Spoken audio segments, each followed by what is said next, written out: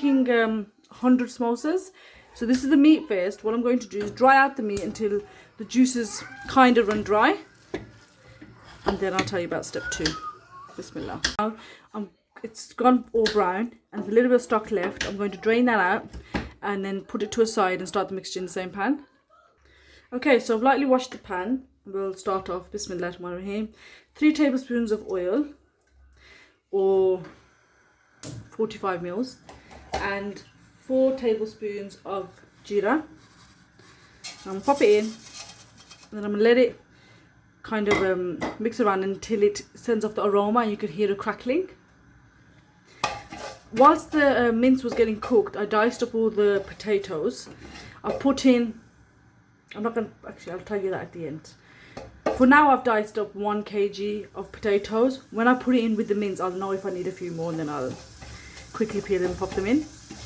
But for now, I'm going to let this mix around. And hopefully you can hear that sound.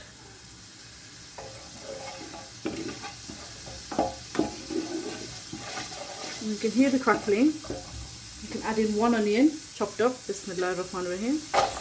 And then let it mix around for a bit until it becomes slightly translucent. So now that it's become slightly translucent and you've cooked it for about 3 or 4 minutes, I've drained off the meat. And I'm going to pop that in, Bismillah.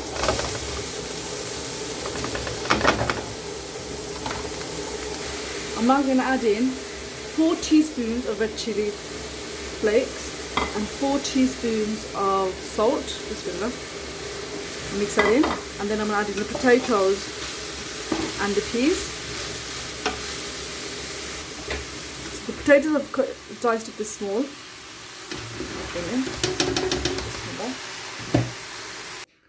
And add in the peas, Bismillah.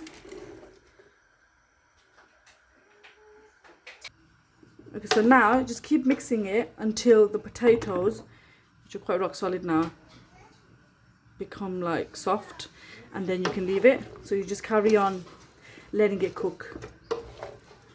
Bismillah. Okay, so I have put in 2 of these 365 grams packets of peas. I use Bird's Eye, they are the products. And 1.5 kg of potatoes. And to be fair, that looks like a even distribution of each thing. I'm just going to keep mixing this now. And then we'll just prepare our dough and the samosa.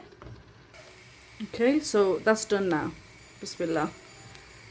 Just to show you, there's the potatoes. I'm going to put the fork in. You want it to squish, and then that you know they're ready. So now we're doing the dough prep, and we're going to add in 1.5 kg of plain flour, preferably the Aldi one. You can get any other brands, but the Aldi one apparently absorbs water better. And then you just pop it into the container, like so. My sister was actually doing this, preparing it. I was watching her. And yeah, so with 1.5 kg of flour, you're going to add in 1 mug of oil. And you're just going to pour it all in, straight in. This is quite easy actually. And you're going to add in 2 mugs of water, warmish, lukewarm water. And you're only going to, oh sorry, I forgot to mention the 2 teaspoons of salt.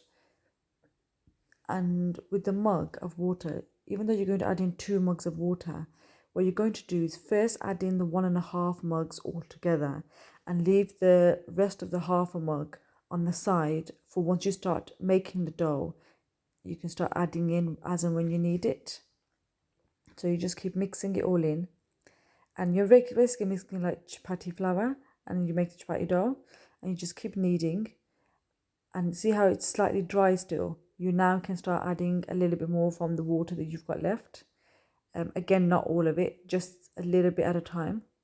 And then just start kneading again. And you'll just carry on kneading like the way you can see, gathering the rest of the flour that's on the side as you bring it forward. And as it starts to harden, just keep kneading it quite a bit. You want it to end up being quite soft and not bumpy. Once it's all set, put it to a side for about 10 minutes. And then you're making small dough balls, enough to make like a small chapati.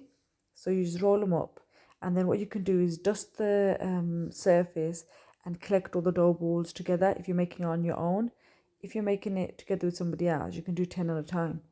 But collect them all and then roll the chapati out into a small chapati, and try not to shake it too much, because if you shake it too much, you kind of get air bubbles like this one. And that's what I did. When my sister did it, it looked like that without air bubbles. But anyway, once you start forming bubbles from the bottom, you know it's cooked on one side, and basically leave for 2 seconds on the other side, and quickly take it off, and then that's done. So you don't need to cook it on the other side too much, and then that's your chapati done. So moving on to making your samosa. Look, as you can see, the chapati is like my hand. I've got slightly small hands. It's a handspan. You cut it in half, and then the bottom, you place the bottom base at the bottom. You bring it towards, and as you can see, the cooked bit's on the inside. So you fold it over, and then you put glue on it. When you fold it over, it goes slightly past the center line. And then as you fold it over from the other side, make sure there's no holes at the bottom. Let it overlap a little bit and press it in.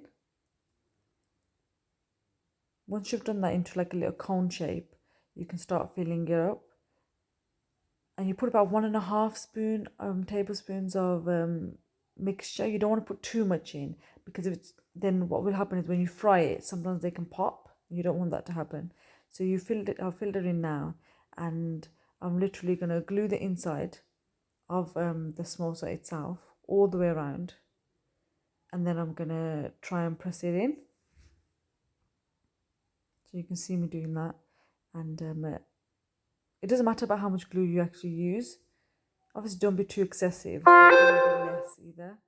And you press it all the way in, and then what you can do is you can use a fork to press it in further. Again, the main thing is so that it doesn't open up, but you don't want to press the fork in too much that you make a hole in there. Like towards the end, I kind of got a little hole in there, which you can kind of press in. And then that's just also done. Just add it to the rest of the tray and it's ready to fry. Alhamdulillah.